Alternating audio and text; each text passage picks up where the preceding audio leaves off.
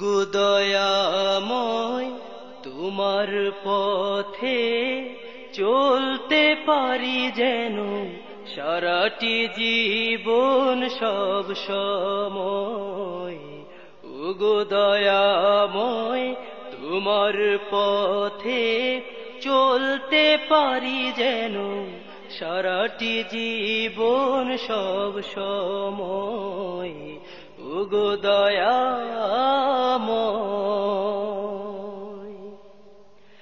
জীবনে চাই না কিছু চাই শুধু দয়া তোমার।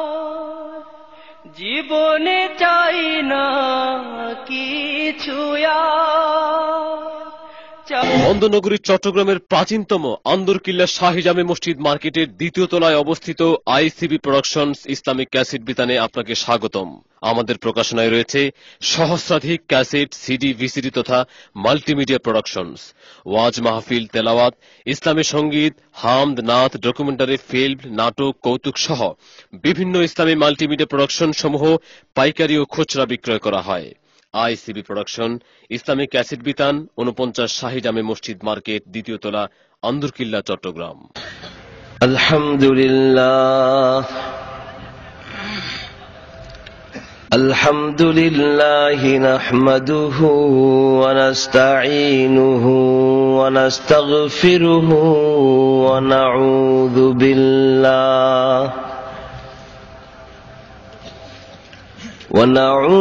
بالله من شرور أنفسنا ومن سيئات أعمالنا.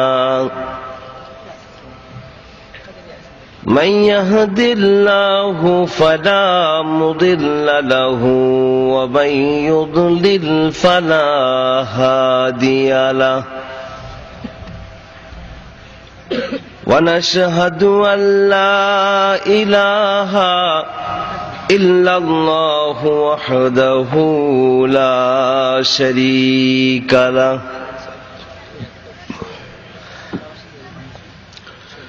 ونشهد أن سيدنا ونبينا وشفيعنا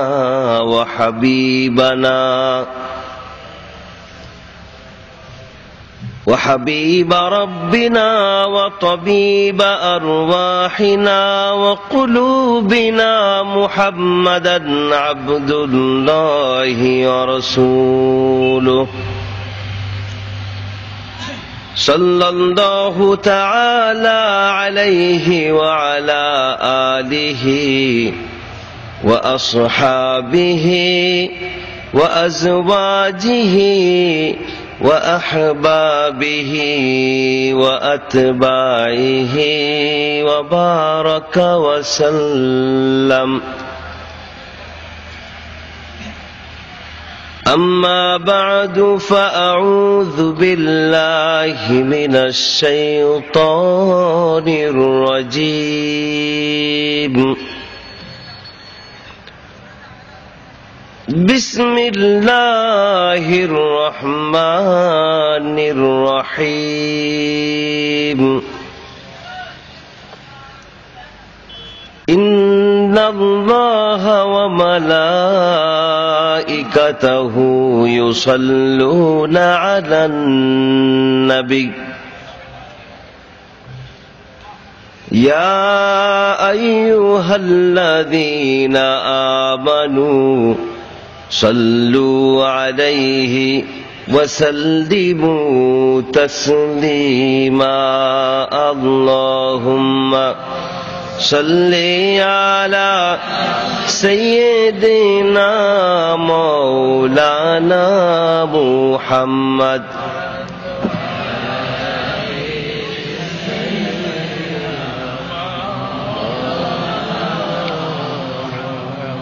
সকল মুসলমান উচ্চ স্বরে পড়ুন আল্লাহুম্মা সাল্লি আলা সাইয়্যিদিনা মাওলানা মুহাম্মদ।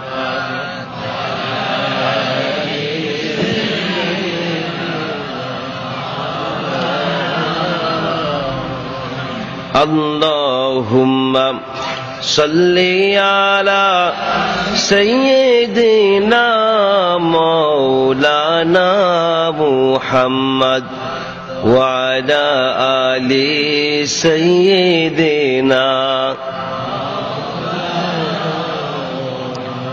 بلغ العلا بكماله كشف الدجى بجماله حسنت جميع خصاله بلغ العلا بكماله كشف الدجى بجماله حسنت جميع خصاله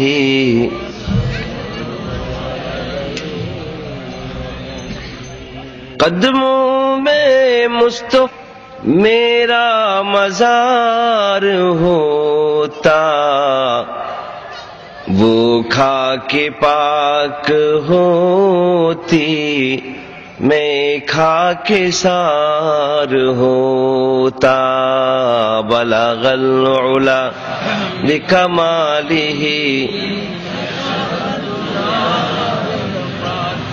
حسنت جمیع خصالہ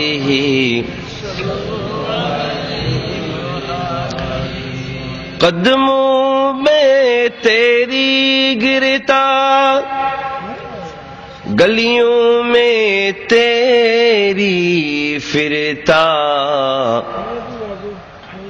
قدموں میں تیری گرتا گلیوں میں تیری پھرتا گاہے زار زار روتا گاہے بے قرار ہوتا بلغ العلا بکمالہ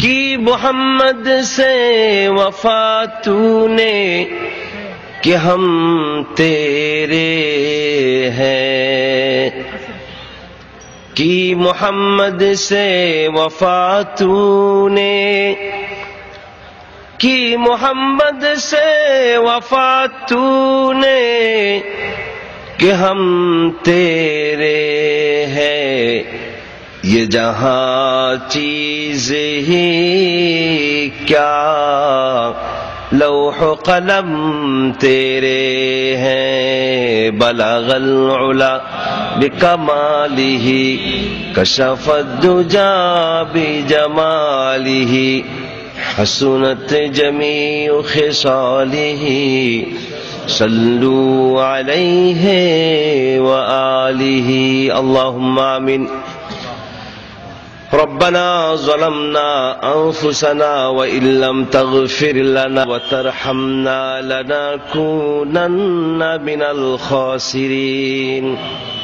یا رب العالمین আজকের এই রজনীতে আমরা তোমার হাজার হাজার বান্দা বান্দি দরুদ ও সালাম পড়ে তোমার দরবারে হাত তুলেছি মাওলা এর সওয়াবটুকুন সোনার মদিনায় রাসূল করিম সাল্লাল্লাহু আলাইহি ওয়াসাল্লামের রূহ মুবারকে পৌঁছে দাও तमाम দুনিয়ার মাটির নিচে যত মুমিন মুমিনাত শুয়ে আছেন মাওলা দয়া করে তাদের আরওয়ার উপরে এর সওয়াব পৌঁছে দাও আজকের মাহফিলের আয়োজন যারা করেছেন আর নিকট এবং দূর দূরান্ত থেকে কোরআনুল কারীমের আকর্ষণে যারা ছুটে এসেছেন আমাদের সকলের জন্য কিয়ামতের দিন মুসিবতের সময় এ মাহফিলকে নাজাতের জরিয়া বানিয়ে দিও মাওলা मैं बुलबुले नाला हूँ एक उजड़े हुए गुलिस्तां की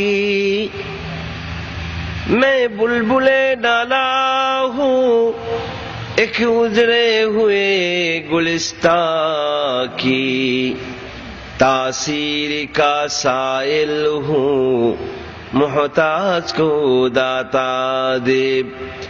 रब्बना तक़ब्बल मिन्ना इन्नका अंतस समीउल अलीम व तुब अलैना इन्नका अंतत तव्वाबुर रहीम। सुब्हान रब्बिका रब्बिल इज्जति अम्मा यसिफून व सलामुन अलल मुरसलीन वल्हम्दुलिल्लाहि रब्बिल आलमीन। मुहतरम साहिबे सदर, दीगर हजरात उलमाए किराम, उपस्थित दीनदार, ईमानदार, मुत्तकी, परहेजगार भाई ও বোনেরা, আসসালামু আলাইকুম ওয়া রাহমাতুল্লাহি ওয়া বারাকাতুহু। আমরা প্রশংসা করছি আল্লাহ রাব্বুল ইজ্জত ওয়াল জালালের। সমস্ত প্রশংসার একচ্ছত্র মালিক হচ্ছেন আল্লাহ রাব্বুল ইজ্জত ওয়াল জালাল। আলহামদুলিল্লাহি রাব্বিল আলামিন। সমস্ত প্রশংসা গোটা বিশ্ব জাহানের একচ্ছত্র অধিপতি, শাহেনশাহ, রাজাধিরাজ আল্লাহ রাব্বুল আলামিনের জন্য। আমরা প্রশংসা করছি সেই মহান সত্তার, যিনি আজকে প্রচন্ড ঠান্ডা উপেক্ষা করে কর্মব্যস্ত দিনের শেষে কোরআনুল করিমের দুর্নিবার আকর্ষণে আল ফাতাহ ইসলামী তরুণ যুব সংঘ কর্তৃক আয়োজিত তাদের এই প্রথম বার্ষিক তাফসীরুল কোরআন মাহফিলে দল মত নির্বিশেষে হাজির হবার সুযোগ করে দিলেন। সেই মহান মাবুদের দরবারে আমরা সবাই শুকরিয়া আদায় করছি, সবাই বলছি আলহামদুলিল্লাহ। আরেকটু জোরে বলুন আলহামদুলিল্লাহ। কোরআনের এই মাহফিলে হাজির হতে পেরে আপনারা সবাই খুবই রাগ করেছেন, ঠিক কিনা? কেউ কি রাগ করেছেন নাকি? তাহলে খুশি। আপনারা যে খুশি হয়েছেন এটা না বললেও আমি বুঝতে পারছি। কিভাবে বুঝলাম? চেহারা হচ্ছে মনের আয়না। আপনি খুশি হন আর বেজার হন, চেহারায় এর একটা রিফ্লেকশন, একটা প্রতিফলন ঘটবে। Face is the mirror of mind. চেহারা হচ্ছে মনের দর্পণ, মনের আয়না। তো আপনাদের নুরানি চেহারাগুলো বলে দিচ্ছে কোরআনের ছায়াতলে, কোরআনের এই আয়োজনে শরীক হতে পেরে আপনারা সবাই খুবই আনন্দিত হয়েছেন, খুশি হয়েছেন। কিন্তু সেই খুশির প্রকাশটা, খুশির ইজহার যেই স্বরে করলেন তাতে মনে হলো যতটা খুশি হয়েছেন ততটা প্রকাশ ঘটে নাই। অথবা এমনও হতে পারে প্রচন্ড ঠান্ডায় সবাই বরফের মতো জমে গিয়েছেন, অথবা সারাদিন নফল রোজা রেখেছেন, এখনো ইফতারি হয় নাই, এরকম মনে হচ্ছে। আসলে খুশি হয়েছেন, এতে কোনো সন্দেহ নাই। খুশির প্রকাশ করতে হবে জোরের সরে, চিৎকার করে, ঠিক কিনা? ফুটবল খেলা যখন হয়, পছন্দের দল যখন গোল দেয়, সেই দলের সমর্থকরা গোল বলে একটা আওয়াজ তুলে। এই আওয়াজটা কি একজন আরেকজনের কানে কানে বলে নাকি জোরে সরে বলে? তো ফুটবল খেলায় যে তার আনন্দ আর কোরআনের মাহফিলে হাজির হবার সৌভাগ্য অর্জনের আনন্দ, এ কি এক হতে পারে?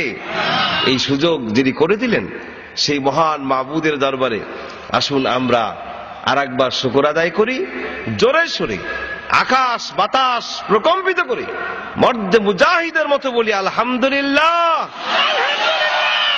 বলুন আমার সাথে, রব্বানা লাকাল হামদ হামদান কাসীরান তাইয়িবান মুবারাকান ফীহি ইয়া রাব্বি লাকাল হামদু কামা ইয়ানবাগি লিজালালি ওয়াজহিকা ওয়া আযীমি সুলতানিকা ওয়া লাকাল হামদু বিল ঈমান ওয়ালাকাল হামদু বিল ইসলাম ওয়ালাকাল হামদু বিল কুরআন।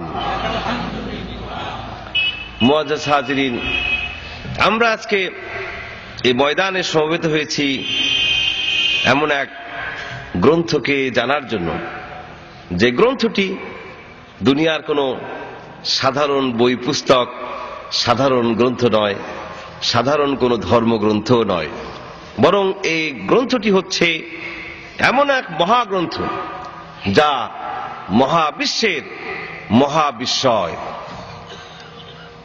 যে কিতাবখানা জানার জন্য আজকে আমরা এখানে সমবেত হয়েছি, এই কিতাবখানাকে জানার জন্য, এই কিতাবকে বোঝার জন্য গোটা বিশ্বব্যাপী মানুষের মনের মধ্যে আগ্রহ, উদ্দীপনার সৃষ্টি হয়েছে। অমুসলিমরা এই গ্রন্থখানা জানতে চাচ্ছে এই গ্রন্থটা কি বিস্ময়কর গ্রন্থ এটি।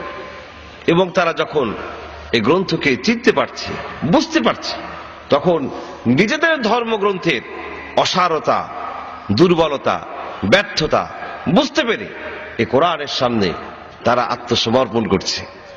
এই কোরআন যিনি নাজিল করেছেন সেই মহান আল্লাহ রাব্বুল ইজ্জত ওয়াল জালালের সামনে তারা আত্মসমর্পণ করছেন। তারা দলে দলে ইসলাম কবুল করে নিচ্ছেন। জোরে বলি সুবহানাল্লাহ।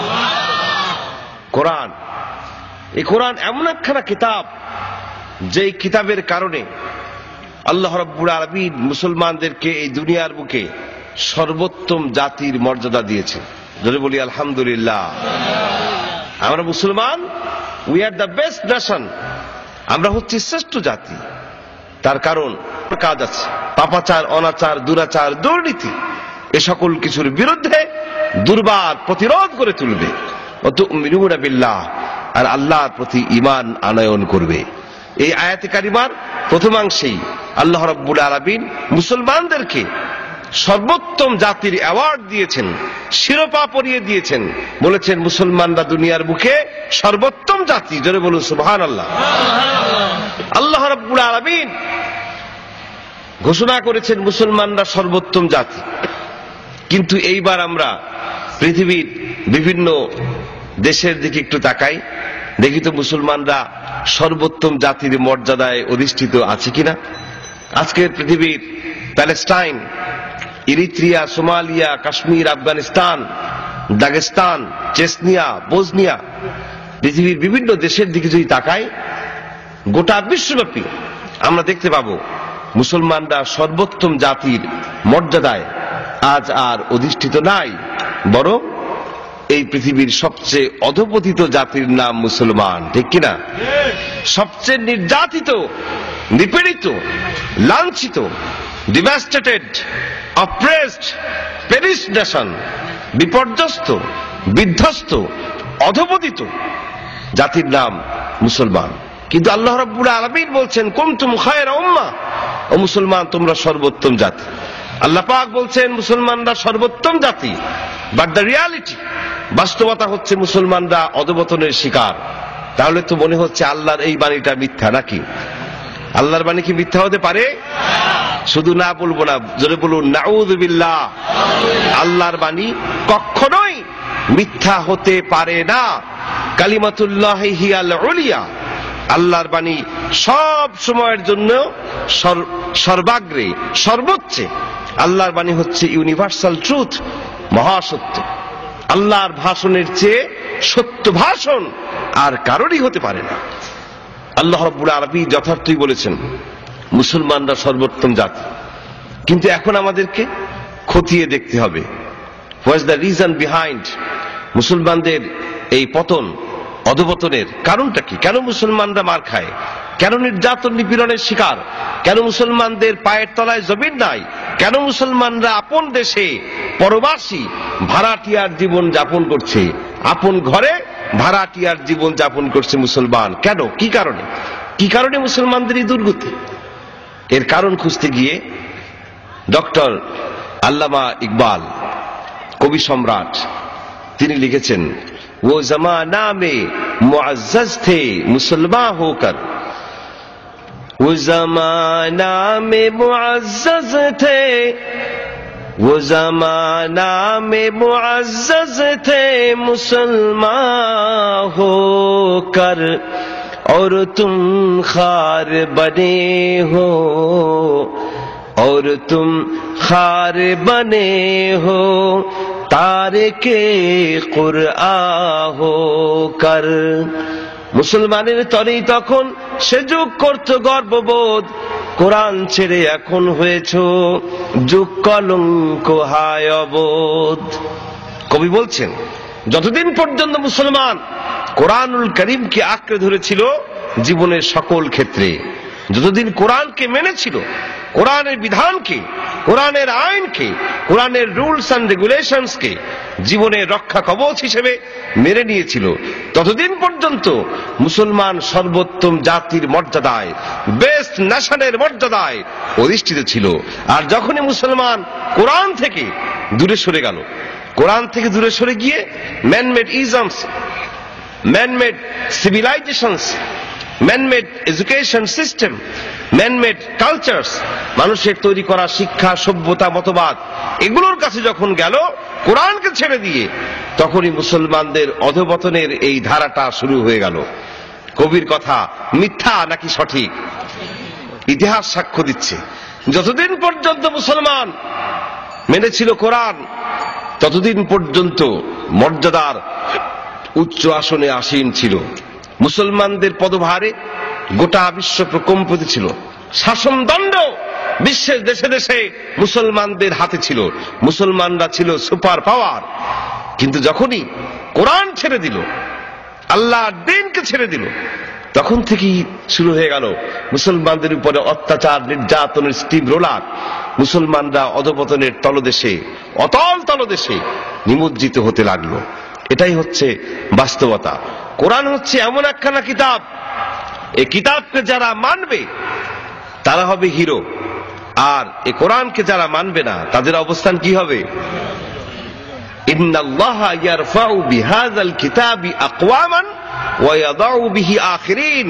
কোরআন এমন একখানা কিতাবের নাম, যে কিতাবকে মানবে সে মর্যাদার উচ্চ আসনে আসীন হয়ে যাবে, আর যারা কোরআনকে মানবে না, অমান্য করবে, কোরআনকে অবজ্ঞা করবে, ইগনোর করবে, অ্যাভয়েড করবে, তারা ইতিহাসের আস্থা করে নিক্ষিপ্ত হবে। কোরআন থেকে দূরে সরে যাওয়ার কারণেই আমাদের এই দুর্গতি। আমরা বিশ্বের দরবারে মর্যাদার উচ্চ আসন থেকে আমরা ছিটকে পড়েছি। যদি কোরআনকে বুঝতে পারতাম তাহলে মুসলমানদের এই করুণ দশা হতো না।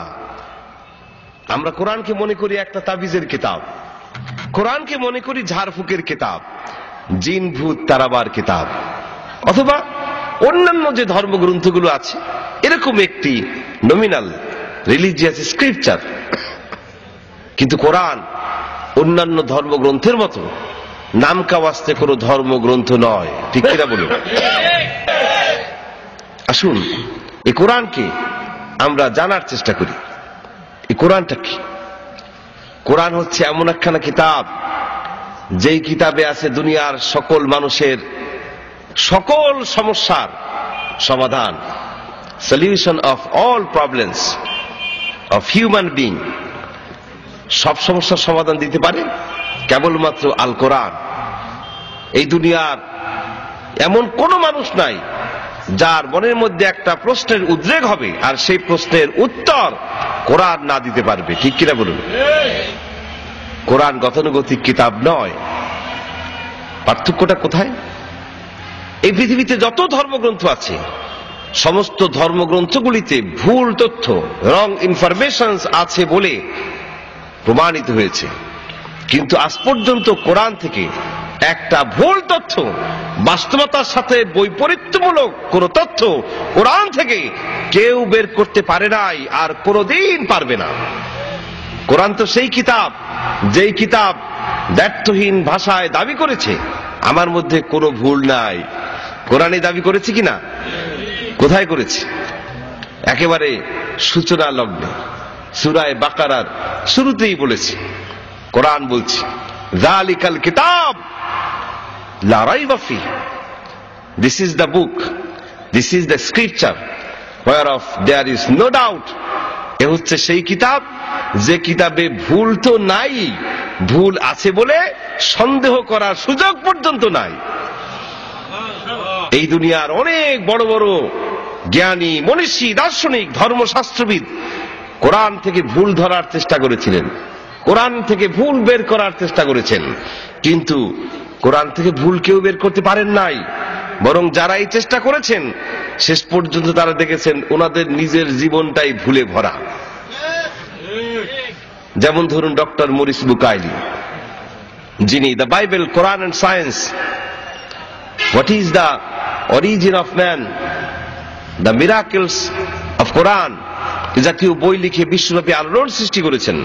সেই ডক্টর মরিস বুকাইলি তার একটি গ্রন্থের সূচনায় লিখেছেন, আমি কোরআনের আদ্যপান্ত গোটা কোরআন আমি পড়েছি।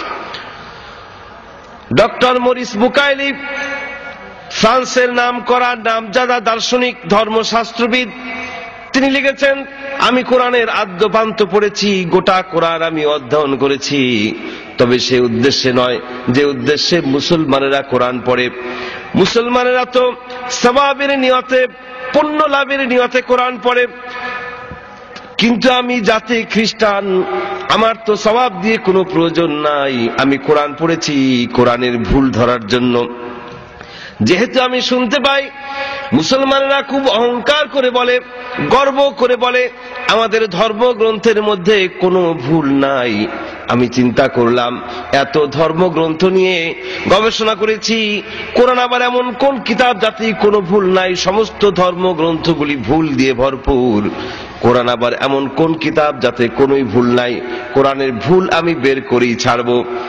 আমি আমার মাতৃভাষা ফ্রেঞ্চ ল্যাঙ্গুয়েজ, ফরাসি ভাষায় অনুবাদ করা কোরআন পড়তে লাগলাম, কিন্তু এতে আমার উদ্দেশ্য সফল হলো না। আমি চিন্তা করলাম কোরআন তো নাজিল হয়েছে আরবি ভাষায়, আমি আরবি শিখব এবং আরবি ভাষায় নাজিল হওয়া কিতাবখানি আরবিতে বুঝে বুঝে পড়ে কোরআন থেকে ভুল আমি বের করেই ছাড়বো। আমি চ্যালেঞ্জ গ্রহণ করলাম। এবার আমি চলে গেলাম রিয়াদে, রিয়াদ ইউনিভার্সিটির অ্যারাবিক ল্যাঙ্গুয়েজ ইনস্টিটিউটে ভর্তি হয়ে গেলাম। আরবি ভাষা শিক্ষা কোর্সে ভর্তি হলাম। 4-5 বছরের ল্যাঙ্গুয়েজ কোর্স আমি কমপ্লিট করে ফেললাম। নাহু সরফ শিখলাম, অ্যারাবিক গ্রামার শিখলাম, পুরো ভাষাটা রপ্ত করে, ভালোভাবে রপ্ত করে এরপরে আমি বুঝে বুঝে কোরআন পড়তে লাগলাম আর অপেক্ষায় থাকলাম কোরআনের কোন জায়গা থেকে একটা ভুল তথ্য বের করা যায়। কিন্তু কি আশ্চর্য ব্যাপার, কোরআন পড়তে পড়তে এক সময় কোরআন পড়া আমার কমপ্লিট হয়ে গেল, খতম হয়ে গেল, কিন্তু এই কোরআনের মধ্যে আমি সামান্যতম কোনো ভুল তথ্য খুঁজে পেলাম না। শুধু যে কোরআনের মধ্যে আমি ভুল খুঁজে পাই নাই তাই শুধু নয়, বরং আমি দেখলাম কোরআনের ভুল ধরতে এসেছি, অথচ কোরআন পড়ে বুঝলাম আমার নিজের জীবনটাই ভুলে ভরা। তাই আমি এবার আত্মসমর্পণ করলাম, সারেন্ডার্ড হয়ে গেলাম। আমি পড়ে নিলাম কালেমা লা ইলাহা ইল্লাল্লাহু মুহাম্মাদুর রাসূলুল্লাহ। ডক্টর মরিস বুকাইলি কোরআনের ভুল ধরতে গিয়েছিলেন, অথচ দেখলেন নিজের জীবনটাই ভুলে ভরা। তিনি কালেমা পড়লেন, ইসলাম কবুল করে নিলেন। আর একবার বলুন সুবহানাল্লাহ। শুধু এই যুগের মানুষ নয়, যখন কোরআন নাজিল হচ্ছিল সেই যুগের মানুষেরাও কোরআন সম্পর্কে সন্দেহ পোষণ করেছিল কিনা? বিশাল সংখ্যায় এক শ্রেণীর মানুষ মুশরিক, তারা কোরআন সম্পর্কে কনফিউজ ছিল। তারা বলতো এ আবার কেমন আল্লাহর নাজিল করা কিতাব, এই কিতাবের সব কথা তো আমরা মুহাম্মদের মুখ থেকে শুনি, এ আবার কেমন আল্লাহর নাজিল করা কিতাবে সব মুহাম্মদের বানানো কথা। জোরে বলুন নাউযুবিল্লাহ। আল্লাহ রাব্বুল আলামিন তখন চ্যালেঞ্জ ছুড়ে দিলেন। সেই চ্যালেঞ্জ শুধুমাত্র তদানীন্তন আরবের ওই মুশরিকদের উদ্দেশ্যেই ছিল না, এই চ্যালেঞ্জ ওপেন চ্যালেঞ্জ, কিয়ামত পর্যন্ত অব্যাহত থাকবে। এই চ্যালেঞ্জের মোকাবেলা আজ পর্যন্ত কেউ করতে পারে নাই, আর কোনদিন পারবেও না। কি ছিল সেই চ্যালেঞ্জ?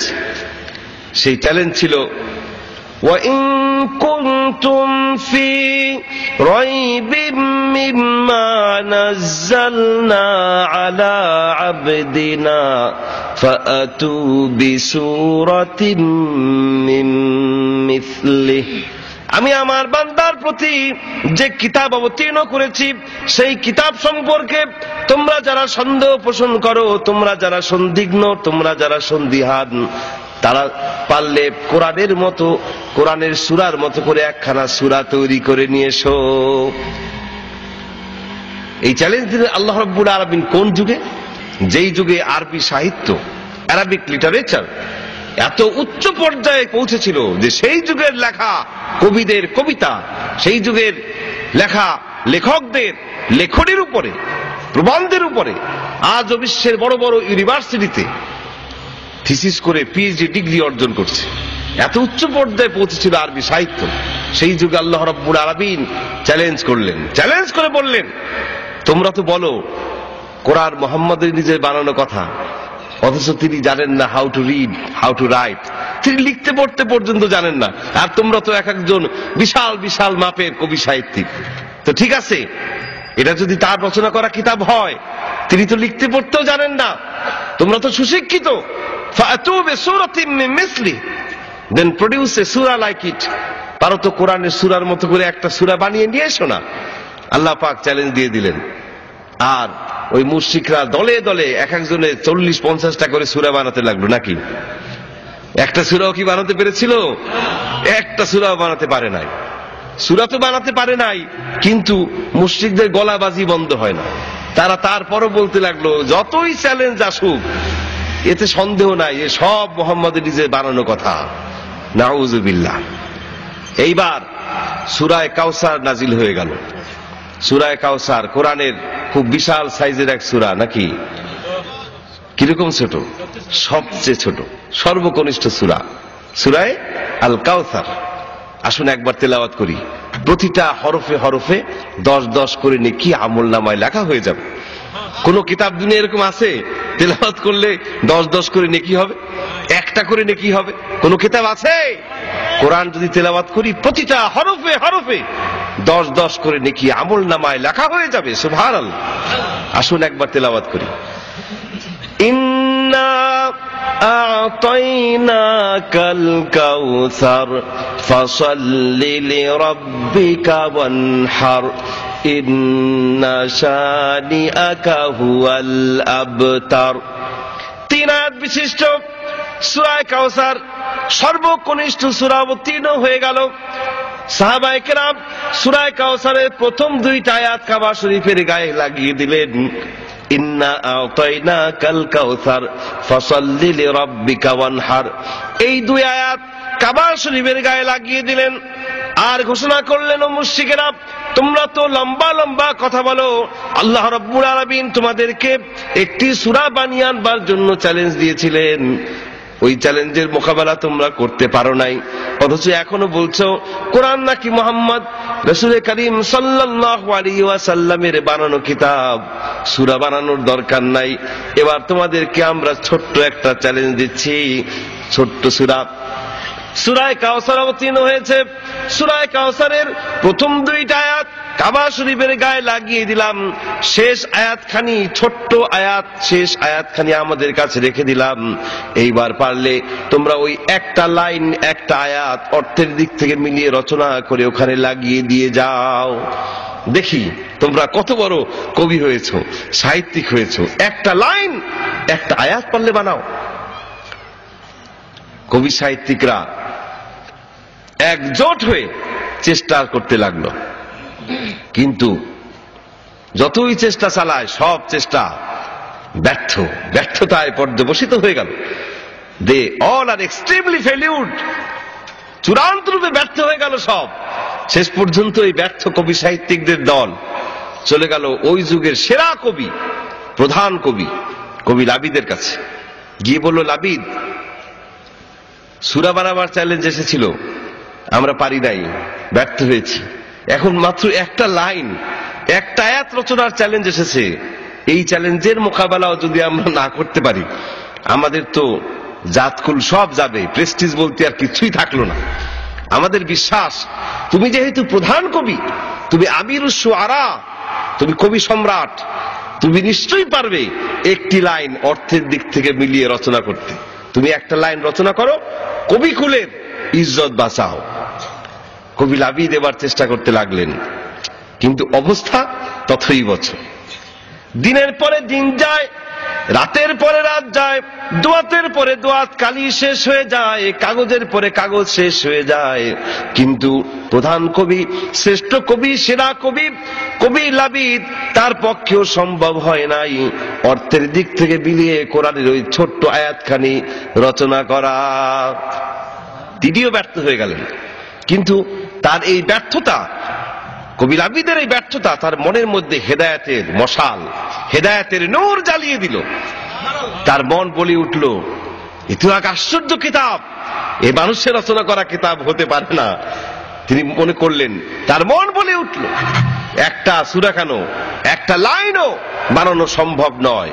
তিনি এবার তার এই মনের কথাটি ছন্দ আকারে লিখে কাবা শরীফের গায়ে লাগিয়ে দিয়ে আসলেন।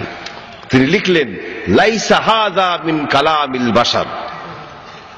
অর্থ মিলাতে পারেন নাই, কিন্তু খুব উঁচু মাপের কবি তো, ছন্দ মিলিয়ে মনের কথা লিখিয়ে দিয়ে এসেছেন। ছন্দ মিলেছে কিনা?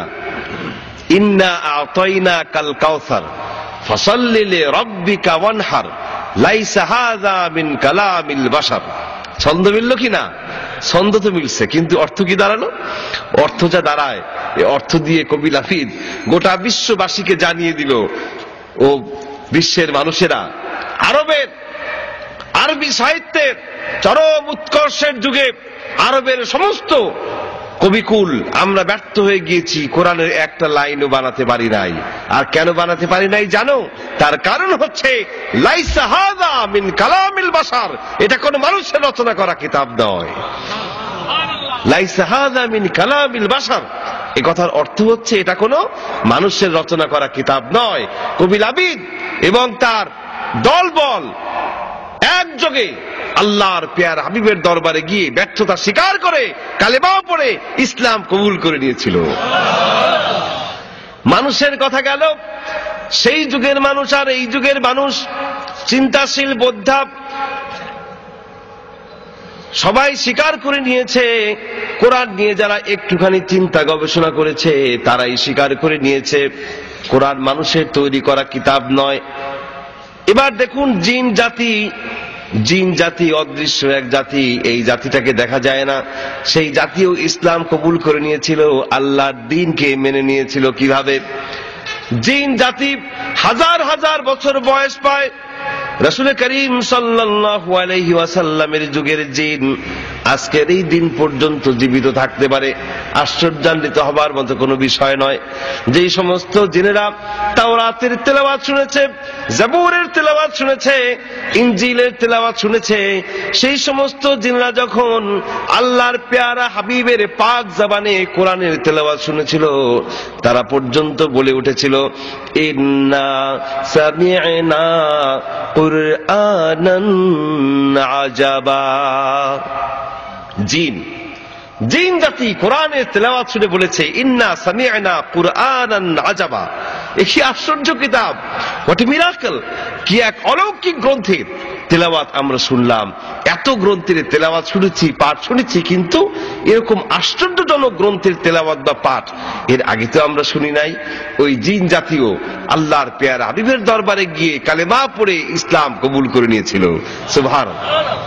তো মানুষ গেল, জিন জাতি গেল, এবার একটা যন্ত্রের কাছে আমরা যাব, দেখি ওই যন্ত্রটা কোরআন সম্পর্কে কি কমেন্ট করে। এই যন্ত্র গম ডাল ভাঙানোর যন্ত্র না, এটি তিল ভুসি পেশার যন্ত্র নয়। এই যন্ত্র হচ্ছে এমন এক শক্তিশালী যন্ত্র, যেই যন্ত্র দুনিয়ার এমন কোন জটিল হিসাব নাই যা সে করতে না পারে। ওই যন্ত্রের দৌরাত্ম এত দূরে, সেই মার্স প্ল্যানেট মঙ্গল গ্রহে পর্যন্ত রকেট পাঠিয়ে দিয়েছে, মনুষ্যবিহীন রকেট, কোনো মানুষ নাই রকেটে। মঙ্গল গ্রহে রকেট সেখানে ল্যান্ড করলো, সেখানকার ছবি টবি তুলে দুনিয়ার মাটিতে পাঠালো। আমেরিকার মহাশূন্য গবেষণাগার নাসায় বসে বিজ্ঞানীরা ওই মঙ্গল গ্রহটাকে যেন হাতের মুঠোয় নিয়ে আসলো। এই সব কর্মকাণ্ড পরিচালনা করলো যে যন্ত্রটি, সেই যন্ত্রের কি নাম? কম্পিউটার। বিজ্ঞানের বিস্ময়কর আবিষ্কার কম্পিউটার। এই কম্পিউটারের ভিতরে কম্পিউটার সায়েন্টিস্টরা কোরআনুল কারীমের ডাটা, কোরআনের উপাত্ত, কোরআনের 6666টি আয়াতে কারিমা ঢুকিয়ে দিল। পাশাপাশি মানুষের ব্রেইনের যে ধারণ ক্ষমতা, মানুষের যে উদ্ভাবনী ক্ষমতা, রচনা করার ক্ষমতা, এর একটা স্ট্যাটিস্টিক্স জানিয়ে দিল। আর প্রশ্ন রাখলো, বলল কম্পিউটার, তোমার মধ্যে যে গ্রন্থখানি আমি দিয়েছি, এই গ্রন্থখানি দাবি করছে এটা নাকি দুনিয়ার কোনো মানুষ লেখে নাই। আচ্ছা তুমি বলো, বিজ্ঞানের এই চরম উৎকর্ষের যুগে এরকম ইলজিক কথা আমরা কি করে মানতে পারি? যে কিতাব, যে গ্রন্থ মানুষ লেখে নাই, সেই গ্রন্থ আসলো কোত্থেকে? এটা তো বিশ্বাসযোগ্য বিষয় নয়।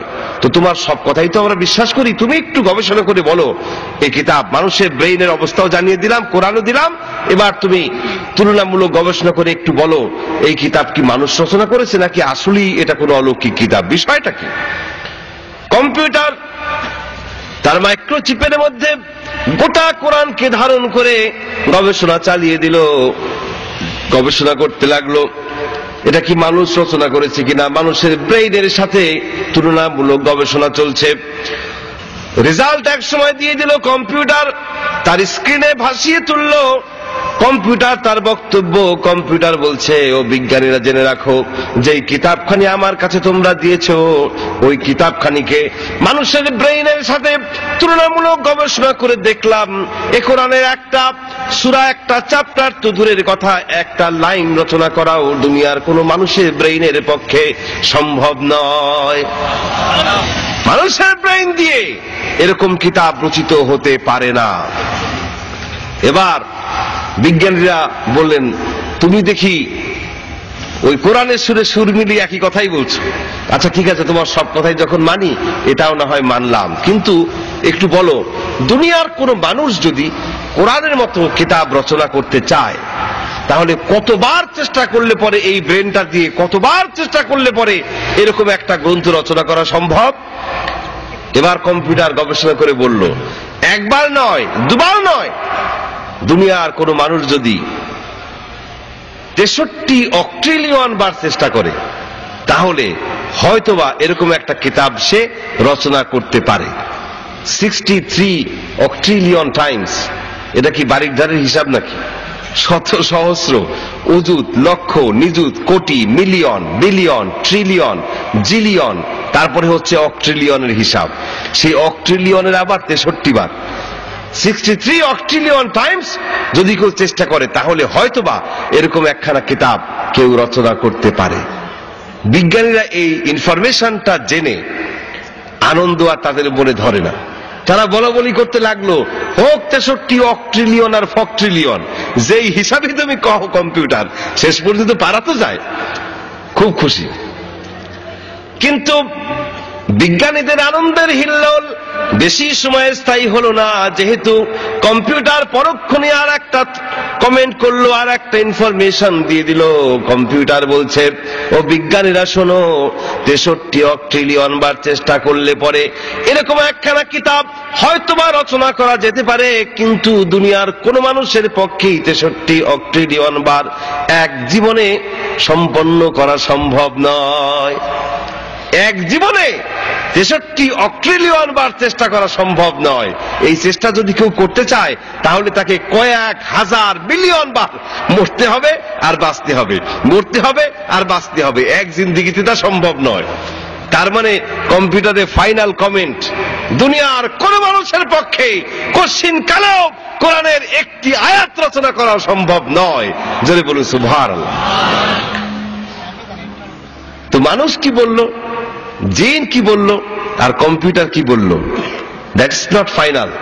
ফাইনাল হচ্ছে আল্লাহর কথা। আল্লাহ রাব্বুল আলামিন কি বলছেন?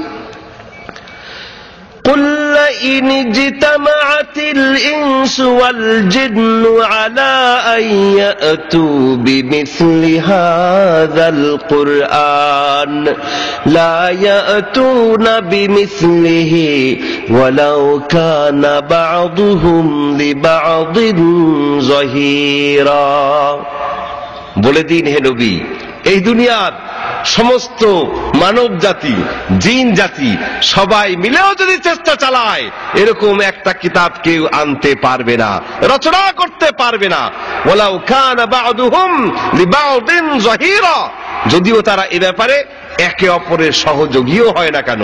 মানুষ, জিন, কম্পিউটার, পাওয়ার, সুপার পাওয়ার, সুপার ন্যাচারাল পাওয়ার, সমস্ত শক্তি, পরাশক্তি সব মিলেও যদি চেষ্টা চালায়, কোরআনের মতো একটা কিতাব কেউ কোনোদিন রচনা করতে পারবে না, কারণ কোরআন মানুষের রচনা করা কিতাব নয়। জোরে বলুন সুবহানাল্লাহ। কোন কিতাবের সাথে কোরআনকে আপনি তুলনা করবেন? এই দুনিয়ায় কোন ধর্মগ্রন্থ এরকম নাই যার ভিতরে কোনো পরিবর্তন সাধিত হয় নাই। একমাত্র কিতাব হচ্ছে কোরআন, যার মধ্যে কোনো পরিবর্তন আসে নাই, আর কোনোদিন আসবেও না। আসবে কি কোনোদিন?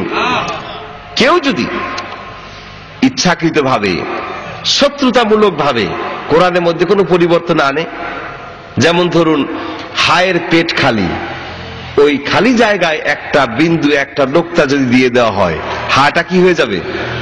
জিম হয়ে যাবে। এই ছোট্ট একটা পরিবর্তনও যদি কেউ আনে কোরআনের মধ্যে ইন্টেনশনালি, ধরা পড়বে কিনা? কিভাবে ধরা পড়বে? কারা ধরবে বলুন? কারা ধরবে? ধরে বলুন কারা? হাফেজ, কোরআনের হাফেজ। হাফেজে কোরআন না ধরবে, এই দুনিয়ার কোন ধর্মগ্রন্থের একজন হাফেজ আপনি খুঁজে পাবেন না, এবং কোন ধর্মগ্রন্থ হিফজ করা সম্ভব নয়। যদি সম্ভব হতো, একজন হলেও বাইবেলের হাফেজ পাওয়া যেত, ঠিক কিনা? একজন হলেও মহাভারত কিংবা গীতার হাফেজ পাওয়া যেত, কিন্তু এই দুনিয়ার কোন ধর্মগ্রন্থের একজন হাফেজও খুঁজে আপনি পাবেন না। Quran is the exception. আপনারা জেনে খুশি হবেন, বর্তমান বিশ্বে হাফেজে কোরআনের সংখ্যা 5 কোটি ছাড়িয়ে গিয়েছে। কোরআন হিফজ করছে ছোট্ট ছোট্ট বাচ্চারা পর্যন্ত, 5-7 বছরের বাচ্চারা পর্যন্ত। মাঝে মাঝে পত্রিকায় দেখেন না আপনারা, 5-7 বছরের বাচ্চারা পর্যন্ত কোরআন হিফজ করে সিনার মধ্যে আটকে রেখে দেয়। যেখানে একটা কবিতা, একটা গান মুখস্থ করা দুষ্কর হয়ে পড়ে, বেশি দিন মনে রাখা যায় না, কোরআন মুখস্থ করে ফেলছি এবং সিনার মধ্যে আজীবন সংরক্ষণ করছি। How is it possible? আল্লাহ রাব্বুল আলামিন বলেন, কি করে এটা সম্ভব? শোনো, ওয়ালাকাদ ইয়াসসারনাল কুরআনা লিযিকর, এই কোরআন হিফজ করা বান্দার জন্য আমি সহজ করে দিয়েছি। সুবহানাল্লাহ। And I made the Quran easy to understand, easy to recite, easy to memorize. কোরআন হিফজ করা, তেলাওয়াত করা, বুঝতে পারা বান্দার জন্য আমি সহজ করে দিয়েছি। এর জন্য এটা মুখস্থ করা সম্ভব। হাফিজে কোরআন হিফজ করে রাখছে কোরআন। কেউ যদি কোরআনের মধ্যে ভুল ঢুকায়ও শত্রুতামূলক ভাবে ধরা পড়ে যাবে। তবে কোরআন হেফাজতের দায়িত্ব আল্লাহ রাব্বুল আলামিন শুধু হাফেজদের উপরই ছেড়ে দেন নাই। কোরআন হেফাজতের দায়িত্ব কার? আল্লাহ রাব্বুল আলামিন অসংখ্য অলৌকিক পদ্ধতিতে কোরআনে হাকিম হেফাজত করছেন। কোনদিন সম্ভব নয় কোরআনের মধ্যে কোনো পরিবর্তন আনা। কিভাবে করছেন? অনেক কিছুই আমাদের অজানা। তার ভিতরে একটা অলৌকিক বিষয়, কোরআন সংরক্ষণের অলৌকিক পদ্ধতি আবিষ্কৃত হয়েছে। সেটি হচ্ছে একটি সংখ্যা। সংখ্যাটার নাম হচ্ছে 19। 19 সংখ্যার রহস্যময় বন্ধনে গোটা কোরআনকে আল্লাহ রাব্বুল আলামিন রহস্যময় বন্ধনে আবদ্ধ করে রেখেছেন। বিষয়টি হচ্ছে এরকম, কোরআনে যা কিছু আছে এ সকল কিছুর সমষ্টি সংখ্যা 19 দিয়ে ভাগ করা যায়। অর্থাৎ কোরআনে যতগুলি হরফ রয়েছে, লেটার্স, এই হরফগুলির যে সমষ্টি সংখ্যা, এই সমষ্টি সংখ্যাটাকে আপনি 19 দিয়ে ভাগ করতে পারবেন। যতগুলি সূরা রয়েছে, যতগুলি চ্যাপ্টার, যতগুলি পারা রয়েছে, যতগুলি রুকু রয়েছে, যতগুলি আয়াত রয়েছে, যতজন নবীর নাম আছে, হালালের বিধানমূলক আয়াত, হারামের বিধানমূলক আয়াত যতগুলি রয়েছে, অর্থাৎ কোরআনে যা কিছু আছে সকল কিছুই আলাদা আলাদা ভাবে, আবার ধরুন আলিফ যতগুলি আছে, বা হরফ যতগুলি আছে, এভাবে করেও আলাদা আলাদা ভাবে হিসেব করে দেখা গেছে সকল কিছুর টোটাল নাম্বারটা 19 সংখ্যা দিয়ে বিভাজ্য, 19 দিয়ে এটা ভাগ করা যায়। সুবহানাল্লাহ। যেমন ধরুন কোরআনের প্রথম আয়াতে কারিমা বিসমিল্লাহির রহমানির রহিম, কোরআনের এই প্রথম কয়টা? 19টা। এই 19কে আপনি 19 দিয়ে ভাগ করতে পারবেন। সূরার সংখ্যা কোরআনে 114, এই 114 কেও 19 দিয়ে আপনি ভাগ করতে পারবেন। আবার দেখুন হরুফে মুকাত্তাআত, কোরআনে বিভিন্ন সূরার শুরুতে কিছু বিচ্ছিন্ন হরফ রয়েছে, যেমন আলিফ লাম মিম, আলিফ লাম র, ইয়াসিন, তাহা, আছে না এরকম? এই যে হরফগুলো বিচ্ছিন্ন, এগুলোকে আরবিতে বলা হয় হরুফে মুকাত্তাআত। এই হরুফে মুকাত্তাআত গুলি নিয়ে গবেষণা করে দেখা গেল গোটা কোরআনে 14টি ভিন্ন ভিন্ন বর্ণে, 14টি ভিন্ন ভিন্ন বিন্যাসে 29টি সূরা শুরুতে আছে এই হরুফে মুকাত্তাআত। এবার হিসেব করে দেখুন 14 যোগ 14 যোগ 29 ইকুয়াল টু যে সংখ্যাটা দাঁড়ায় সেটা হচ্ছে 57, 57 যোগফল দাঁড়াচ্ছে 57। এই 57 কেও আপনি 19 দিয়ে ভাগ করতে পারবেন। সুবহানাল্লাহ। আরো মজার ব্যাপার দেখুন, কোরআনে প্রত্যেকটি সূরা শুরুতে একবার করে আছে বিসমিল্লাহির রহমানির রহিম, আছে কি না? আছে তো? একটু চিন্তা করে বলেন, চিন্তা করে কি পাওয়া গেল? একটাই নাই, সেই সূরার নাম সূরা তাওবা। আল্লাহ রাব্বুল আলামিন বিশেষ কারণে সূরা তাওবার শুরুতে বিসমিল্লাহির রহমানির রহিম দিলেন না। ঘটনা কি দাঁড়ালো দেখুন, ঘটনা দাঁড়ালো এই, বিসমিল্লাহ সংখ্যা দাঁড়ালো 113তে। এই 113কে আপনি 19 দিয়ে ভাগ করতে পারবেন না, তাহলে কি 19 সংখ্যার রহস্যটা এখানে ব্যর্থ হয়ে গেল নাকি? ব্যর্থ হয়ে গেল? 113কে তো 19 দিয়ে ভাগ করা যায় না, তাহলে রহস্য থাকলো কোথায়? রহস্য ঠিকই থাকলো। আল্লাহ রাব্বুল আলামিন মহাকৌশলী, মহাকৌশলী আল্লাহ রাব্বুল ইজ্জাত ওয়াল জালাল অন্য আরেকটি সূরার মধ্যে বিসমিল্লাহির রহমানির রহিমকে আয়াত হিসেবে ঢুকিয়ে দিয়েছেন। সেই সূরা সূরা আন-নামল। হযরত সুলাইমান আলাইহিস সালাম রানী বিলকিসকে দিনের দাওয়াত দিয়ে যে চিঠি দিয়েছিলেন, সেই চিঠির শুরুতে লেখা ছিল বিসমিল্লাহির রহমানির রহিম। আর আল্লাহ রাব্বুল আলামিন ওই চিঠির উল্লেখ করতে গিয়ে সূরা আন-নামলের মধ্যে বিসমিল্লাহির রহমানির রহিমকে আয়াত হিসেবে আরেকবার সংযোজন করে গোটা কোরআনে বিসমিল্লাহ সংখ্যা 114তে পূর্ণ করে দিলেন। এইবার ওই 114কে আমরা 19 দিয়ে ভাগ করতে পারবো। সুবহানাল্লাহ। আবার সূরা আল মুদ্দাসসিরের 30তম আয়াতে আল্লাহ রাব্বুল আলামিন বলছেন আলাইহা 19, ওভার ইট আর 19, তার উপরে রয়েছে 19। এই 19 সংখ্যার রহস্যের জাল ছিন্ন করে কোরআন থেকে একটা হরফ কেউ কোনোদিন বেরও করতে পারবে না, নতুন একটা হরফ কোরআনে কেউ কোনোদিন ঢুকাতেও পারবে না। জোরে বলুন সুবহানাল্লাহ। হেফাজতের মালিক কে? আল্লাহ রাব্বুল আলামিন বলছেন ইন্না নাহনু নাযালনা যিকরা ওয়া ইন্না লাহু লাহাফিজুন। I have without any doubt sent down this Quran and I will assuredly guard it. কোরআন নাযিল করেছি আমি আল্লাহর হেফাজতের মালিক, আমি আল্লাহ। আল্লাহ পাক কোরআন হেফাজতের দায়িত্ব নিয়েছেন। কোরআনের সাথে কি করে তুলনা করবেন অন্য ধর্মগ্রন্থে? কোনো তুলনাই চলে না, কোনো তুলনাই চলে না। কোরআন আল্লাহর নাযিল করা কিতাব, মহাবিশ্বের মহাবিশ্বয় কোরআনে হাকিম, বিশ্ব মানবের জন্য আল্লাহর পক্ষ থেকে আসা সর্বশ্রেষ্ঠ উপহারের নাম হচ্ছে কোরআনে হাকিম। সুবহানাল্লাহ। এই কোরআনের কারণেই মুসলমানরা দুনিয়ার বুকে সর্বোত্তম জাতি। আল্লাহ পাক বলছেন কুনতুম খায়রা উম্মাহ, ও মুসলমান তোমরা দুনিয়ার বুকে সেরা জাতি। কিন্তু সেরা জাতি মুসলমান আজকে অধঃপতনের শিকার, কারণ কোরআনকে চিনতে পারছি না, কোরআনকে বুঝতে পারছি না। কোরআনকে সুন্দর করে সাজিয়ে গুছিয়ে আমরা শেলফের উপরে, তাকের উপরে রেখে দিচ্ছি, সেখান থেকে নামিয়ে এর উপরে চুমু খাচ্ছি, বুকে লাগাচ্ছি, আবার সেখানে রেখে দিচ্ছি, আবার কখনো তেলাওয়াত করছি, কিন্তু বোঝার চেষ্টা করছি না, বোঝার চেষ্টা করছি তো আমল করার চেষ্টা করছি না। এজন্যই আমাদের এই করুণ দশার সৃষ্টি হয়েছে। এই কোরআনকে চিনতে পারি নাই। কোরআন তো সেই কিতাব, আল্লাহর পেয়ারা হাবিব, বিশ্বনবী, বিশ্বনেতা মুহাম্মদ রাসূলুল্লাহ সাল্লাল্লাহু আলাইহি ওয়াসাল্লাম এই কোরআন দিয়ে এক বৈপ্লবিক পরিবর্তন সাধন করেছিলেন। রাসূল করিম সাল্লাল্লাহু আলাইহি ওয়াসাল্লামের যুগের মানুষগুলো ছিল দুনিয়ার ইতিহাসে সবচেয়ে খারাপ মানুষ, ঠিক কিনা? সবচেয়ে নিকৃষ্ট মানুষ, সবচেয়ে অসভ্য মানুষ। অথচ সেই অসভ্য, বর্বর, কুসংস্কারাচ্ছন্ন মানুষগুলিকে বিশ্বনবী মাত্র কয়েকটি বছরের ব্যবধানে কোরআনের বদৌলতে পৃথিবীর ইতিহাসে সবচেয়ে সুসভ্য জাতি, মোস্ট সিভিলাইজড নেশনে পরিণত করেছিলেন। সুবহানাল্লাহ।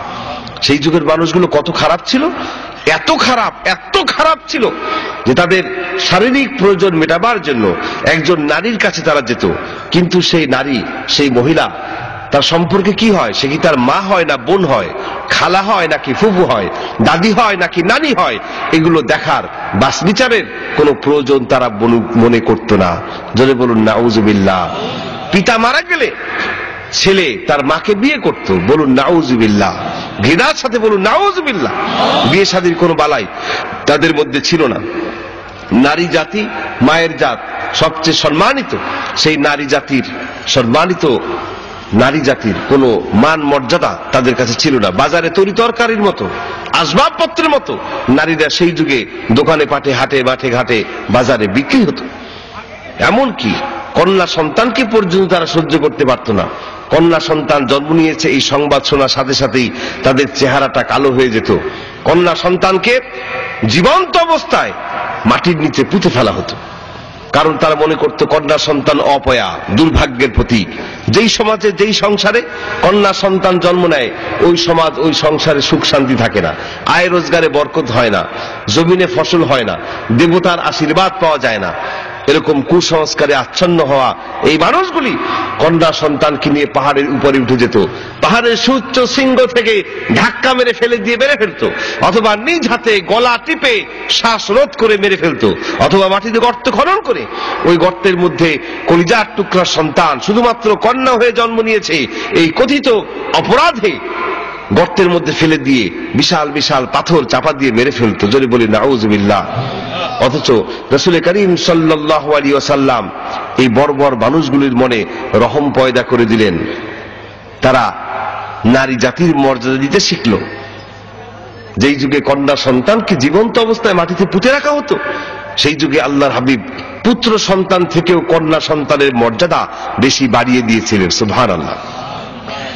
আল্লাহর হাবিব বলেন, যেই ঘরে একটি কন্যা সন্তান জন্ম করে সেই ঘরে একজন রহমতের ফেরেশতা প্রবেশ করে ওই কন্যা সন্তানটির মাথায় হাত বুলাতে থাকেন আর বলতে থাকেন, ওই ফেরেশতা বলতে থাকেন, এই কন্যা সন্তানটিকে যে লালন পালন করবে, যে কে দ্বীন শিখাবে, সৎ পাত্রস্থ করবে, এই তিনটি কাজের আঞ্জাম যে ব্যক্তি দিতে পারবে, সেই ব্যক্তি জান্নাতের যে দরজা দিয়ে খুশি সেই দরজা দিয়েই প্রবেশ করতে পারবে। শুধু কন্যা সন্তান নয়, কন্যা সন্তানের পিতার মর্যাদাও বাড়িয়ে দেওয়া হয়েছে। আল্লাহর হাবিব বলেন, খায়রুকুম মান বাক্কারা বিল উনসা, তোমাদের মধ্যে সেই হচ্ছে উত্তম যার প্রথম সন্তানটা মেয়ে, যার প্রথম সন্তানটা কন্যা। সুবহানাল্লাহ। চিন্তা করে দেখুন কোন যুগে আল্লাহর হাবিব কন্যা সন্তানের মর্যাদা বাড়িয়ে দিলেন। শ্রমিকের মর্যাদা ছিল না, মানুষকে দিয়ে বলদের মতো, গাধার মতো খাটুনি খাটাতো, কিন্তু পারিশ্রমিক আদায় করত না। আল্লাহর হাবিব ইসলাম, আল্লাহর দ্বীন প্রতিষ্ঠার মাধ্যমে শ্রমিকের মর্যাদা বাড়িয়ে দিলেন। আল্লাহর হাবিব বললেন, আল কাসিবু হাবিবুল্লাহ, শ্রমিকরা হচ্ছে আল্লাহর বন্ধু। পারিশ্রমিক নির্ধারণ না করে কাউকে দিয়ে পরিশ্রমের কাজ করানো যাবে না। আর শ্রমিকের গায়ের ঘাম শুকিয়ে যাবার আগেই, তার পরিশ্রমের মেয়াদ শেষ হওয়ার আগেই তার পারিশ্রমিকটা মিটিয়ে দিতে হবে। কৃষকের মর্যাদা তিনি বাড়িয়ে দিলেন। সর্বোপরি মানুষকে মানুষের মর্যাদায় অধিষ্ঠিত করে দিলেন কোরআনের বদৌলতে। তিনি মিলিটার সমাজকে এরকম একটি ভীতিহীন, নিরাপত্তাপূর্ণ, সিকিউরড অ্যান্ড পিসফুল সোসাইটি তিনি উপহার দিয়েছিলেন, যা গোটা বিশ্বের ইতিহাস খুঁজলে পাওয়া যাবে না। আল্লাহর পেয়ার হাবিব এমন সমাজ উপহার দিয়েছিলেন যেই সমাজে চুরি, ডাকাতি, ছিনতাই, রাহাজানি, হত্যা, সন্ত্রাস, মারামারি, কাটাকাটি, জুলুম, নির্যাতন, নিপীড়ন, দুর্নীতি সকল কিছুর মূলোৎপাটন হয়ে গিয়েছিল। সেখানে ছিল শুধুমাত্র শান্তি আর শান্তি। শান্তি ছিল বিরাজমান, শান্তির ফল্গু ধারা বয়ে গিয়েছিল। আল্লাহর পেয়ার হাবিব এমন সমাজ উপহার দিয়েছিলেন যে ইয়েমেনের রাজধানী সানা থেকে শুরু করে হাজরাবাদ পর্যন্ত বিশাল ভূখণ্ড এতটা শান্তিপূর্ণ এবং ভীতিহীন, নিরাপত্তাপূর্ণ ছিল যে সেই যুগে একজন সুন্দরী তরুণী একাকিনী বাড়ির দিকে হেঁটে যেতে পারতেন গভীর রাতে। ওই তরুণীর মনে সামান্য দুশ্চিন্তা কাজ করত না যে আমি একাকিনী বাড়ির দিকে হেঁটে যাচ্ছি, প্রতিমধ্যে কোনো দুষ্কৃতিকারী দ্বারা আমি আক্রান্ত হতে পারি, আমার সতীত্ব হরণ হতে পারে। এরকম দুশ্চিন্তাও তার মন মগজের ধার কাজ দিয়ে আসতো না, কারণ ওই সমাজ ছিল কোরআনের সমাজ, ওই সমাজ ছিল ইসলামের সমাজ। জোরে বলুন সুবহানাল্লাহ, আরো জোরে বলুন না সুবহানাল্লাহ। যে কোরআন দিয়ে আল্লাহর হাবিব এই পরিবর্তন আনলেন, সেই কোরআন আজ আর আমাদের মাঝে নাই। এই জন্যই দশাটা এমন হয়েছে, নাকি? সেই কোরআন আজও আছে কি না? কোরআন তো আছে, কি নাই? আমল।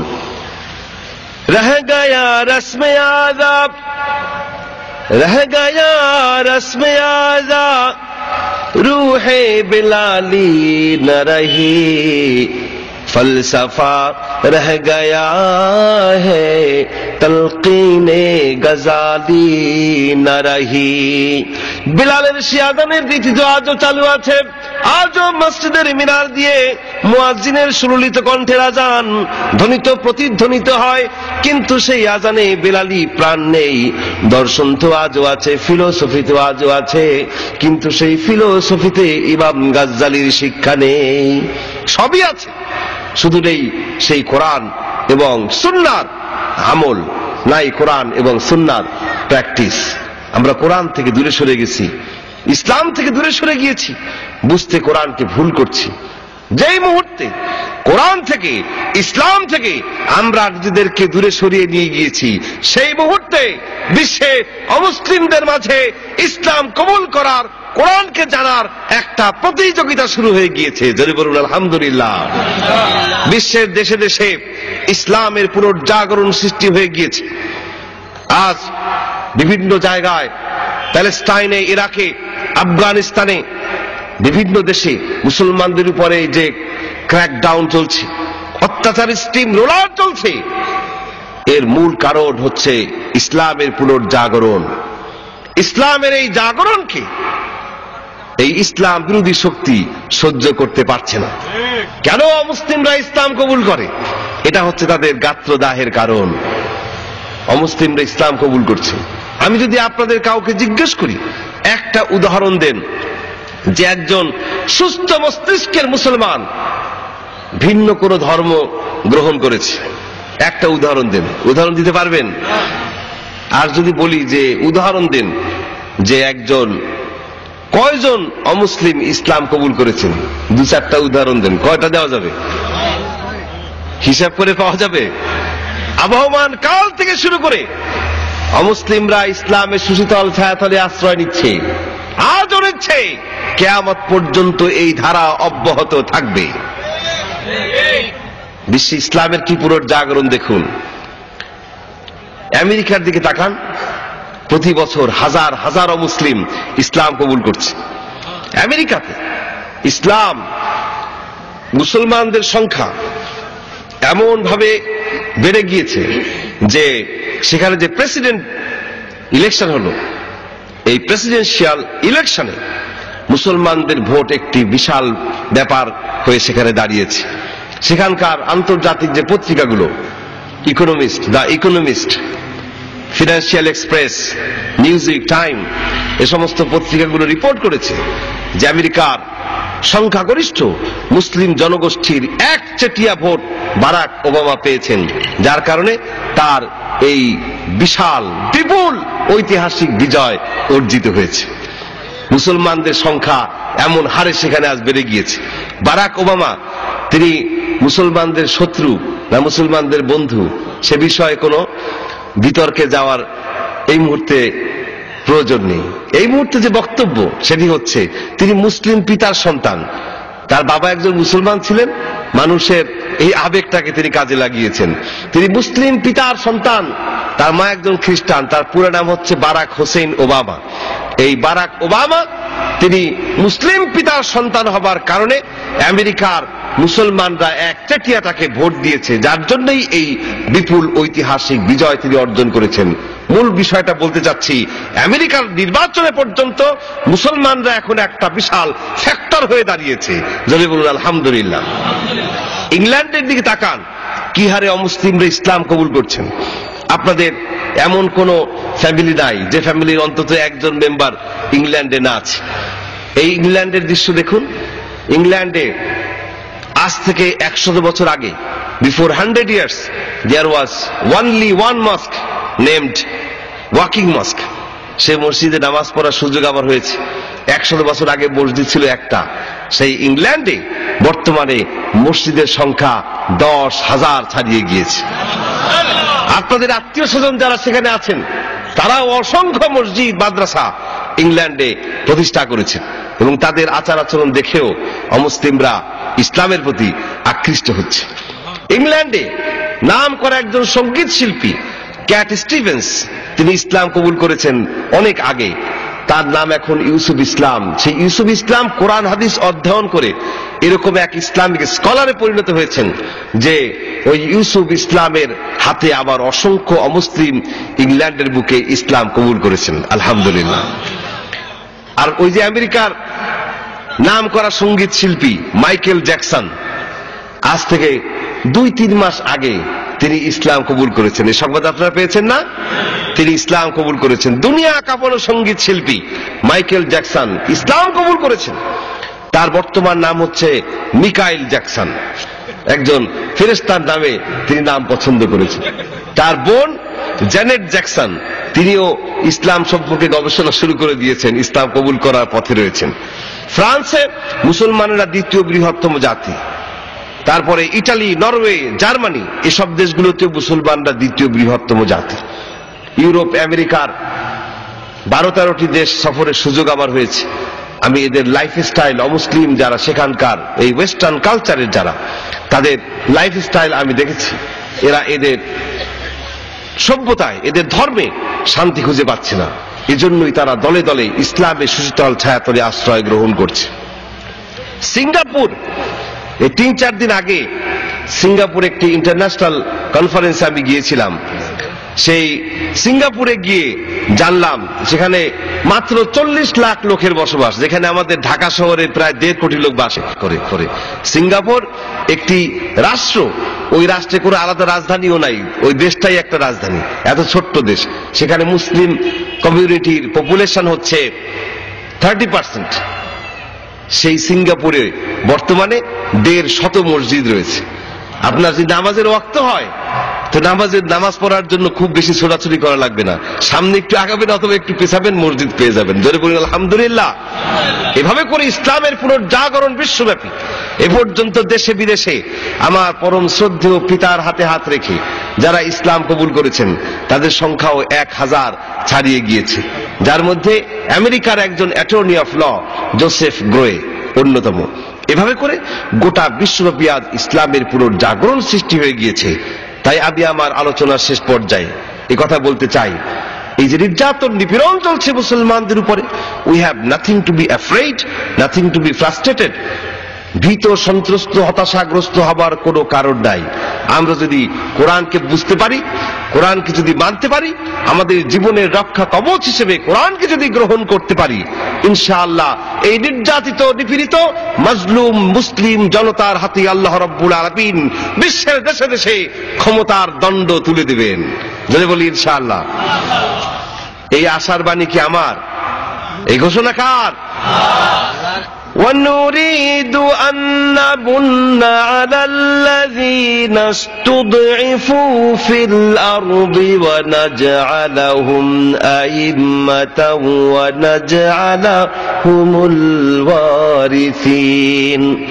অত্যাচার ও নির্যাতনের মাধ্যমে পৃথিবীর বুকে যাদেরকে দুর্বল করে রাখা হয়েছে, আমি তাদের ব্যাপারে বিশেষ অনুগ্রহের সিদ্ধান্ত নিয়েছি, আর তা হলো ওয়ানাজআলাহুম আইম্মা, and to make them leaders, তাদেরকে আমি নেতা বানাবো, ওয়ানাজআলাহুমুল ওয়ারিসিন, and to make them inheritors, আমি তাদেরকে উত্তরাধিকারী করব। উত্তরাধিকারী করব কাদের? ওই যে এক সময় বিশ্ব শাসন করেছিলেন যে মুসলমানরা, সেই সমস্ত ইসলামের বীর সেনানীদের উত্তরাধিকারী এই দুর্বল অত্যাচারিত মজলুম মুসলমানদেরকে আমি করব। অনুমাক্কিনা লাহুম ফিল আরদ, and to establish them in land, পৃথিবীর দেশে দেশে আমি তাদেরকে ক্ষমতায় অধিষ্ঠিত করব। এই ওয়াদা কার? আল্লাহর ওয়াদা। আল্লাহর এই ওয়াদা কার্যকরী হবে তখন যখন আমরা কোরআনুল কারীমকে বুঝতে পারবো এবং আমাদের ব্যক্তি, পরিবার, সমাজ, রাষ্ট্র, আন্তর্জাতিক পরিমণ্ডল, জীবনের সকল ক্ষেত্রে এই কোরআনকে মানতে পারবো। তখনই আল্লাহর এই ওয়াদা কার্যকরী হবে এবং মুসলমানরা আবারও সেই সর্বোত্তম জাতির মর্যাদায় অধিষ্ঠিত হবে। যদি বলি ইনশাআল্লাহ। সব গরিজা হো গই, सब गरीजा हो गई जलवाए खुर्शीद से, सब गरीजा हो गई जलवाए खुर्शीद से, ये चमन माबूर होगा, ये चमन माबूर होगा नगमाए तौहीद से। ভোরের ওই সোনালী সূর্য যেমন করে উদ্ভাসিত করে তোলে গোটা পৃথিবী, ঠিক তেমনি করে একদিন এই দুনিয়ার আকাশ বাতাস ধ্বনিত প্রতিধ্বনিত হবে আল্লাহর আজানের ধ্বনিতে। সেই দিন বেশি দূরে নয় ইনশাআল্লাহ, সেই দিন অতি নিকটবর্তী। আসুন আমরা কোরআন পড়ি, কোরআন বুঝি এবং কোরআন অনুযায়ী আমল করি। আল্লাহ রাব্বুল আলামিন আমাদেরকে কোরআন পড়ার, কোরআন বোঝার এবং সে অনুযায়ী আমল করার তৌফিক দিন। সবাই বলি আমিন। বান্দার কাছে কোরআনের হক হচ্ছে বান্দা এ কোরআন পড়বে, কোরআন বুঝবে এবং সে অনুযায়ী আমল করবে। এই হক আল্লাহ রাব্বুল আলামিন যেন আমাদেরকে আদায় করার তৌফিক দান করেন। সবাই বলি আমিন। কোরআনুল কারীমের নূর দিয়ে আল্লাহ রাব্বুল আলামিন যেন আমাদের অন্তরকে মুনাওয়ার করে দেন। আল্লাহুম্মা নাওবির কুলুবানা বিনূরিল কোরআন। আর আমাদের স্বভাব চরিত্র, আচার আচরণকে কোরআনের সৌন্দর্য দিয়ে আল্লাহ রাব্বুল আলামিন যেন সৌন্দর্য মণ্ডিত করে দেন। আল্লাহুম্মা যায়্যিন আখলাকানা বিজিনাতিল কোরআন। সবাই বলি আমিন। আমি আপনাদের সকলকে অন্তরের অন্তঃস্থল থেকে নিশ্চিত শুভেচ্ছা, হৃদয় নিংড়ানো ভালোবাসা এবং প্রাণ ঢালা মোবারকবাদ জানাচ্ছি। যারা দূর থেকে নিকট থেকে, দল মত, নারী পুরুষ নির্বিশেষে কোরআনুল কারীমের দুর্নিবার আকর্ষণে আমাদের প্রাণপ্রিয় যুবক ভাইয়েরা, এই শ্রীমঙ্গল এলাকার যুবক ভাইয়েরা, আল ফাতাহ ইসলামী তরুণ যুব সংঘের যুবক ভাইদের, তরুণ ভাইদের এই যে সুন্দর মনোরম মনোমুগ্ধকর আয়োজনে শরীক হয়েছেন, আপনাদের সবাইকে জানাই আন্তরিক মোবারকবাদ। এবং আমি আপনাদের সকলের পক্ষ থেকে আজকের এই মাহফিলের আয়োজন যারা করেছেন এরা সবাই আপনাদেরই আত্মীয় স্বজন। আমি খুবই আনন্দিত হয়েছি তাদের সাথে সাক্ষাৎ পেয়ে আমার খুবই ভালো লেগেছে। টকবগে যৌবনোচ্ছল সুশিক্ষিত যুবক তারা, এই এলাকার বিখ্যাত বিশিষ্ট ইসলামী চিন্তাবিদ মুফাসসির কোরআন আল্লামা আনোয়ার শাহ সাহেব, যিনি কিশোরগঞ্জের অধিবাসী খ্যাতিমান আলেমে দ্বীন, তিনি আপনাদের সামনে আলোচনা পেশ করবেন। এবং শেষ নাজির আহমদ সাহেব। আচ্ছা আচ্ছা, ও আচ্ছা, আমি তো ওনাকে খুব ভালো করে চিনি, নামটা ভুল বলেছি। যে হযরত মাওলানা নাজির আহমদ সাহেব খুব সুন্দর তাফসির পেশ করেন। আপনারা আমার অনেক পুরনো পরিচিত উনি, ওনার তাফসির আপনারা শুনবেন এবং নাজির আহমদ সাহেবের মাধ্যমে ওনার আখিরি মোনাজাতের মাধ্যমে মাহফিল শেষ হবে। আপনারা মাহফিলে ওঠা বসা করবেন না, মেহেরবানি করে বিশৃঙ্খলা সৃষ্টি করবেন না, আখিরি মোনাজাতে শরীক হয়ে তারপর ইনশাআল্লাহ আপনারা এখান থেকে বিদায় নেবেন। আমি যে কথাগুলি বললাম এই কথাগুলি বলতে গিয়ে ভুল যদি কিছু বলে থাকি আল্লাহ রাব্বুল আলামিন যেন আমাকে মাফ করে দেন, আর শ্রোতা মণ্ডলীর জেহেন থেকে তা যেন মুছে দেন। সঠিক কথাগুলো আমরা সবাই যেন আমল করতে পারি, আল্লাহ তৌফিক আমাদের সবাইকে যেন দান করেন। আল্লাহর কাছে এই কামনা রেখে, মোনাজাত রেখে আপনাদের সকলের সর্বাঙ্গীন কল্যাণ কামনা করে আমার আলোচনা এখানে শেষ করছি। আল্লাহু ইয়াকুল হক ওয়া হুয়া ইয়াহদিস সাবিল ওয়া আখির দাওয়ানা আনিল হামদুলিল্লাহি রাব্বিল আলামিন। হাযা মা ইনদি ওয়াল ইলমু ইনদাল্লাহ আলাইহি তাওয়াক্কালতু ওয়া ইলাইহি উনীব। ওয়াসসালামু আলাইকুম ওয়া রাহমাতুল্লাহি তাআলা ওয়া বারাকাতুহু।